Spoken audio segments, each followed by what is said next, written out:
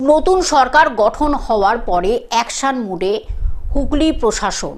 নতুন সরকার গঠন হওয়ার পরে অ্যাকশন মুডে হুগলি গ্রামীণের পুলিশ প্রশাসন।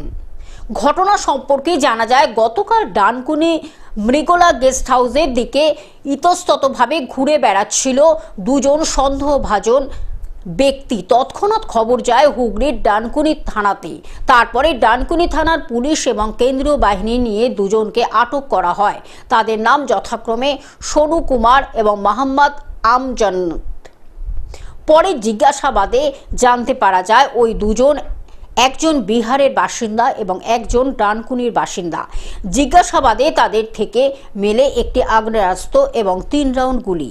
গতকাল ডানকুনি থানাতে একটি সাংবাদিক সম্মেলনের আয়োজন করে চন্দননগর কমিশনারেট। উক্ত সাংবাদিক সম্মেলনে উপস্থিত ছিলেন ডিসিপি অর্ণব বিশ্বাস এবং ডানকুনি থানার ভারপ্রাপ্ত ইন্সপেক্টর ইনচার্জ শান্তনু সরকার সহ চন্দননগর কমিশনারেটের একাধিক পদস্থ অফিসাররা।